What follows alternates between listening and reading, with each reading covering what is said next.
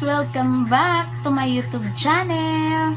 So, ngayon guys ay medyo matagal-tagal talaga akong hindi nakapag-update, hindi nakapag-vlog dahil sobrang busy ko talaga mga day.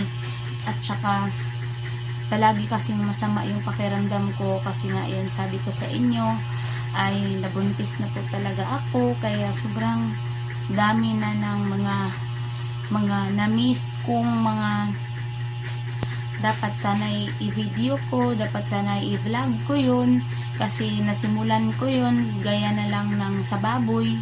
So yung update sa baboy namin guys ay naibenta namin yung 3, pero sobrang lang guys, sobrang gansi talaga kami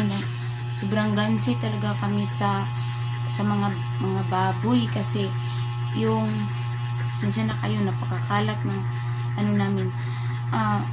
Yung 3 baboy namin, hindi ko na kasi siya na-vlog noong nabenta na yung baboy namin 3 kasi masama talaga yung pakiramdam ko, kaya yung asawa ko lang yung nag-assist doon sa bumili. Tapos yung kita namin doon sa 3 baboy, inaano kasi yung mga day, hindi kasi yun sa tinimbang, yung mata-mata lang, yung tingin-tingin lang, yun lang. Tapos yung mga maliliit na 2 binili ng tag 5,000 yung isa. Tapos yung medyo malaki, yung itim, kung makikita nyo sa aking mga previous na vlog, kasi 5 lang naman yung bakti namin, yung baboy, binili lang yun ng 7,000. Akala ko pa naman sobrang laki guys, kasi sobrang laki ng kita ba, kahit mga 20,000 lang sana yung 3, pero hindi talaga, 17,000 lang yung kita namin dun sa 3. Pero mga day, meron pang natira dyan sa aming tangkal na isang malaki kasi hindi nila kunin kasi yung wala daw bibili ng litson na malaki na ganun kalaki.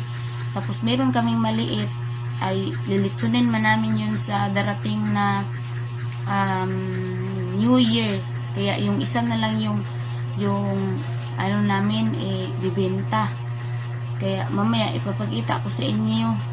Sabi talaga akong kasi laki ng gastos namin yun sa pagkain, tapos yung kita ay 17,000 lang. Pero okay lang din kasi kahit papaano hindi naman namin binili yung mga bakte na yun. Mga anak lang naman yun sa mga inahin namin. So medyo okay na rin kasi yung bahog lang yung pagkain lang yung namin ba na yung yung pagkain lang namin yung ginastusan namin. Tapos hindi pa namin yun na-enjoy yung pera kasi binayad lang namin sa utang namin bagong sa lupa. Kasi yung binili naming lupa, hindi pa kasi bayad na kami sa may-ari ng lupa, pero doon sa yung pera na binayad namin ay inutang namin yun. Kaya binayad namin yung halos buong 17,000, pero hindi man lang kami naka-Jollibee. Pero okay lang kasi kailangan kasi bayaran na yung pero 3 years pa yun mga day, 3 years pa yun bayaran sana yung pero nag-advance payment kami ng medyo malaki-laki ba yung halin namin sa baboy kasi alam niyo naman na mag-resign na ako ngayong buwan. At saka malapit na talaga, excited na ako kasi alam niyo ba mga day na parang pagod na akong isipin yung trabaho ko. Kaya minsan din nalilito ako kasi kung may kausap ako ba, sabi nila sayang daw yung trabaho ko at regular na daw ako sa trabaho ko.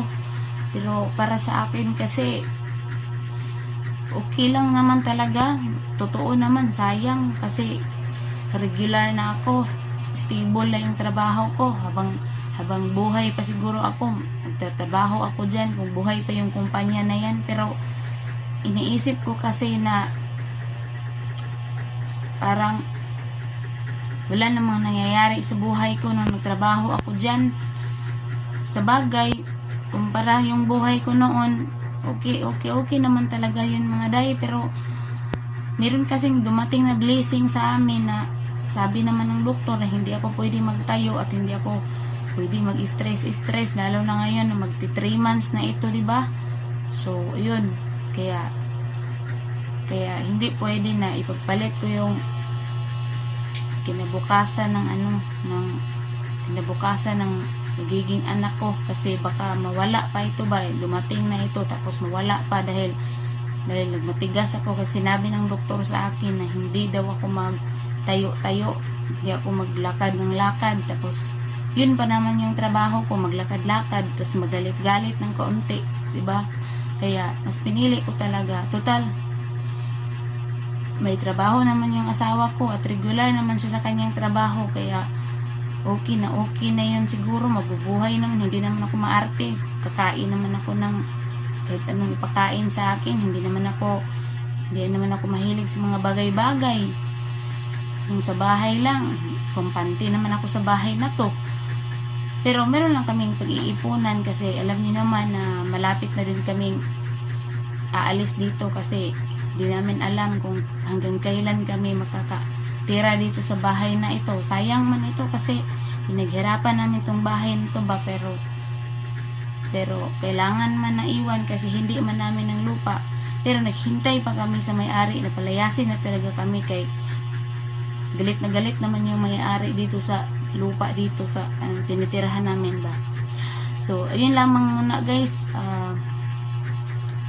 yun lang yung update ko sa inyo tungkol sa baboy namin. Kunti lang talaga yung halin ba, 17,000 lang yung tatlo. Tapos meron pang isa dyan, hindi ko alam kung kailan pa namin ibibinta yan. Nagpatuloy pa kaming nagpapakain, pero okay na okay yun, kasi pag mahalin yun, ibabayad na naman namin sa utang namin, hanggang sa yung utang namin na 3 years makunti na ba, maliit-liit na. Tapos dagdagan pa sa mga 13 month namin, kasi yun nga 13 month lang yung hinihintay ko para mag-resign na talaga ako ng tuluyan. So ayun lamang muna guys, maraming salamat sa panonood, at huwag niyong kalimutan i-like and subscribe itong aking channel. Bye!